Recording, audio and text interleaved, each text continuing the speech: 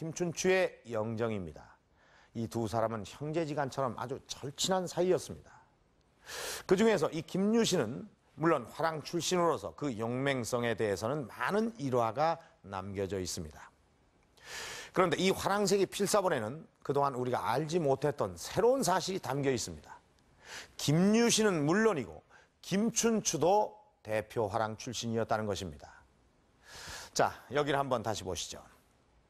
이 김유신은 15세 풍월주, 그러니까 15번째 대표 화랑을 역임을 했고, 이 김춘추는 18세 풍월주, 그러니까 18번째 대표 화랑을 역임했다는 것을 이 책에 담고 있는 것입니다. 그러니까 이 화랑새기 필사본에는 김춘추도 화랑 출신이었다는 새로운 사실이 담겨 있는 것입니다. 새로운 사실은 그뿐만이 아닙니다. 이 책은 김춘추의 결혼에 관한 이야기도 아주 구체적으로 전하고 있습니다. 이 그동안 알려진 기록에 의하면 이 김춘추와 김유신은 처남 매제 사이였습니다. 김유신의 누이 동생 문희와 김춘추가 결혼을 한 것입니다. 이 두 사람을 결혼시키기 위해서 가장 애를 쓴 사람은 물론 김유신이었습니다. 이 두 사람의 친분 관계를 생각했을 때 그것은 당연한 일이었습니다. 그런데 이 김춘추는 이 김유신의 누이 동생 문희와의 결혼을 한동안 꺼렸습니다. 왜 그랬던 것일까요? 화랑새기 필사본에 따르면 김춘추는 얼굴이 백옥 같고 온화한 말씨로 말을 잘하고 뜻이 있었고 행동에 법도가 있었다. 이 같은 풍모를 알아본 사람은 김유신이었다. 그는 동생 문희와 김춘추를 결혼시키려는 계획을 세운다. 우선 김춘추를 집으로 초대해 동생과 관계를 맺도록 유도한다. 그리고 임신을 하자 처녀가 아기를 가졌다며 동생을 불에 태워 죽이려는 연극을 벌인다. 그럼에도 불구하고 김춘추는 결혼을 망설였는데 왜 그랬을까? 필사본엔 그 이유가 명백하게 나와 있다. 이 책에 따르면 당시 김춘추에게는 보랑이라는 아름다운 아내가 있었다. 그리고 이들은 고타소라는 딸까지 낳았다. 종전에 이제 초혼으로 이렇게 이제 보는 그 생각도 있었지만 또 학계에서는 아마 김춘추가 결혼을 해가지고 어떤 그 아이를 가지고 있었고 뭐 그런 상황에서 이제 불가피하게 이제 문희하고 혼인하지 않았겠는가라고 이제 추정을 해왔었습니다. 그런데 이제 그 필사본 화랑새기에 보면은 김춘추의 그 원래 그 부인이 있었다라고 하는 기록이 보이고 있습니다. 보라공주 이야기가 나오고 있습니다. 바로 이러한 그 기록하고 맞춰볼 때 김춘추가 성큰 결혼하지 못하고 망설였던 그런 이유랄까 이런 것이 어느 정도 이제 규명이 되지 않겠는가. 삼국유사에 의하면 김유신 동생 문희를 구한 것은 선덕여왕이었다. 때마침 김유신의 집 근처를 지나다 이 사실을 알게 된 선덕여왕은 김춘추를 책망한다. 그런데 화랑새기엔 선덕여왕이 선덕공주로 나온다. 이것이 더 정확한 기록으로 추정된다. 왜냐하면 이 사건은 선덕여왕이 즉위하기 전에 벌어진 일이기 때문이다. 여기엔 문희의 언니인 보희도 김춘추와 결혼한 것으로 돼 있다. 왕비가 되는 길몽을 동생에게 판 보희가 후회하며 처녀로 남자 김춘추가 첩으로 삼은 것이었다. 이로써 김춘추와 김유신의 관계는 더욱 돈독해진다. 이것은 두 신흥 세력 간의 결합을 의미한다.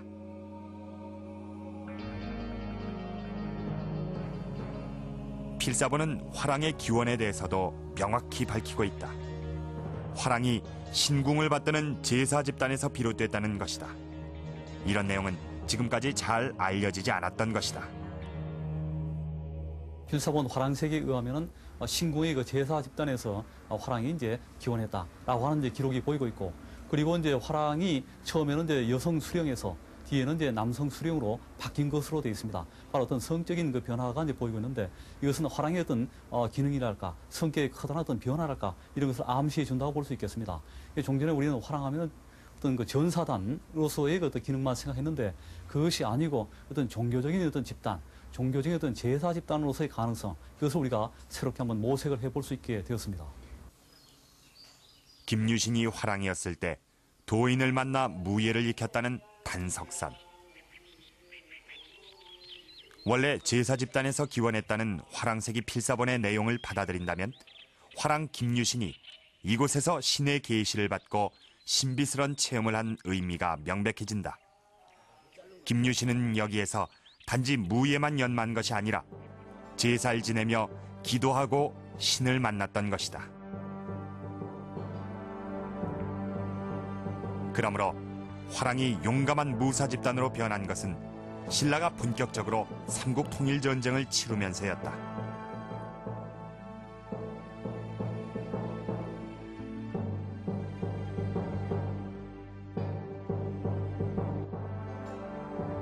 새로운 사실은 이뿐이 아니다. 이 책의 서문엔 화랑이라는 명칭이 첫 번째 대표 화랑인 위화랑에서 비롯됐다고 쓰고 있다. 화랑의 명칭에 대한 기원이 처음으로 밝혀진 것이다.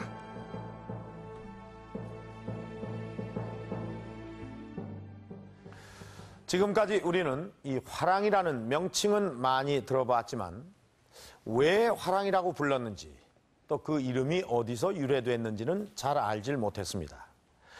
그런데 이 화랑세기 필사본은 이 화랑이 그 첫 번째 대표 화랑인 위화랑의 이름에서 비롯됐다는 것을 명확하게 밝혀주고 있습니다.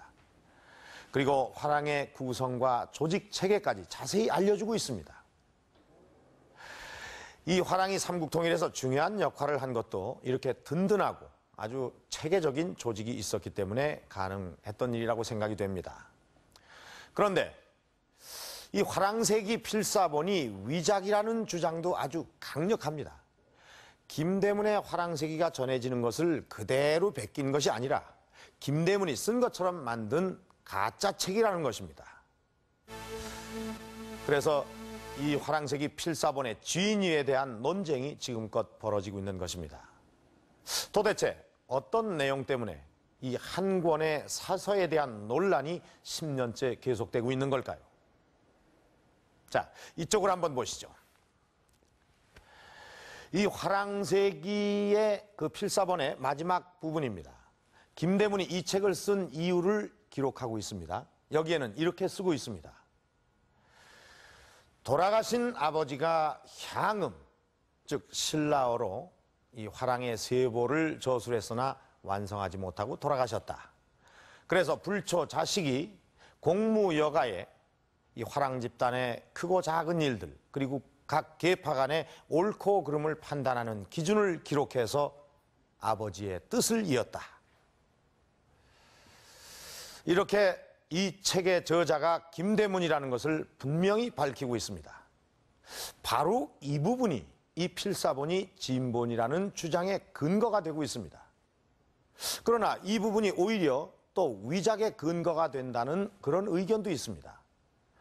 그러니까 이 필사자가 이 가짜 책을 만들어 놓고 이것이 김대문이 쓴 것을 그대로 베낀 것처럼 하기 위해서 일부러 이런 내용을 만들어 넣었다는 것입니다. 필사본 진위 논쟁은 올해로 10년째 계속되고 있다. 그중 가장 문제가 되는 것이 바로 송출정가라는 향가다. 562년 신라가 가야를 정벌할 당시 전쟁에 나가는 사담을 위해 그의 애인 미실이 지은 것이다. 이것은 필사본이 화랑세기보다 후대의 사서인